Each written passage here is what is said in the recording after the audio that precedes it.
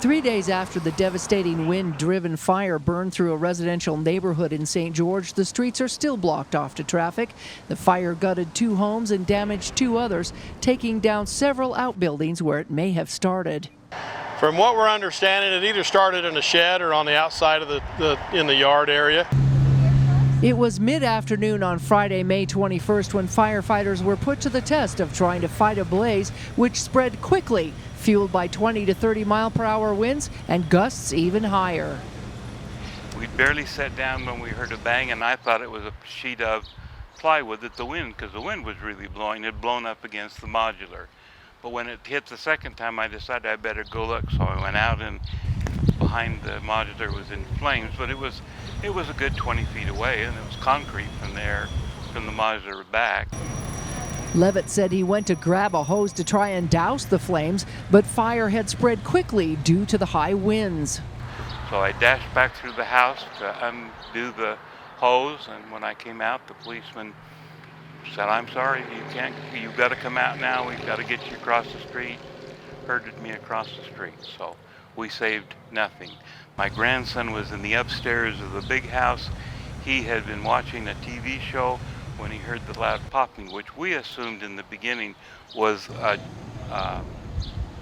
transformer. The loud popping noise was ammunition firing off that had been stored on the property. The Levitt home is perhaps one of the oldest historic homes in St. George, built on a near-acre lot in 1897. Levitt and his family bought the property in 1971. Refurbished with several additions on both front and back, the original adobe walls of the historic 2-story home are now caved in, as well as the floors into the basement, which housed lots of keepsakes, including old books. Probably between 12 and 1,500 volumes of books, because I'm an English major and I buy books, and that's what's caused the fire department this problem, is because they can't get it out. You've got a player piano down there that's solid oak, and you know how long that'll burn.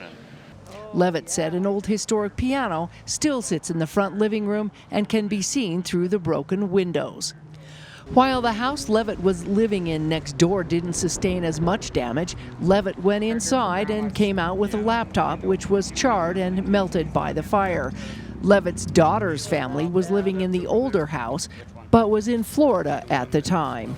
When the kids get back from Florida, we'll decide what they're going to do, whether they're going to build a home that's big enough for all of us, or whether they're going to build a new home there and big garages and build a casita. I don't know. Levitt said a garage in the back housed 5 Harley-Davidsons being restored, and 4 more were stored in this plastic shed, which all were a total loss. But the fire didn't stop there. It spread to 2 more homes. Burnt that one and burnt the back of Jason Sharp's. I don't know how much damage, so I never walked in to see it. And the Hatches that live in that new home, it took all of their fence. The fire burned so hot, it created a vortex which swirled around and caught another home on fire behind it. The home to the south was also evacuated, and resident Chris Blakely, who couldn't find his cat, was relieved when he was allowed back inside, where he finally found Black. I went in and he was sitting under the piano, and I was so relieved. I went right over to him, started petting him, and grabbed him and took him to the vet, and they checked him out and said he was good. He's got 9 lives, I'll tell you what, and a guardian angel. Police video from an officer body cam shows an heroic rescue of a Chihuahua named Daisy. While her owners were so grateful for her rescue, their other pup, Cassie, needed to be revived from smoke inhalation and is now being transferred from one vet to another.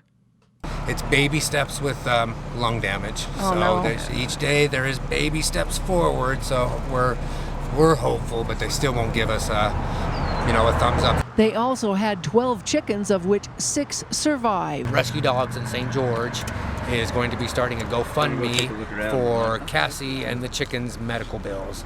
So if we could look that up, Rescue Dogs, you should be able to find it from there. Stopping by to pick up some cherished personal belongings, Sarah Dunn is having a hard time with the loss of her family home where she was living with her mother. I'm not knowing how to deal with this, This is like It's an adjustment for sure. real hard, because this is where I grew up. Not knowing they were neighbors, Chris and Sarah were inspired by divine intervention from Chris's father, Glenn Blakely, who passed away from COVID last year. Fortunately, all of the families did have insurance on their homes. And as for the Levitts, they're staying at a friend's house across the street and are only asking for prayers. We've got memories of this place, and that's about all. You know, it's like I told somebody today, when they say, "How are you?" I'm better than I was yesterday, but I'm not as good as I'm going to be tomorrow, and that's really just the way it is. In St. George, Melissa Anderson, Community Education News.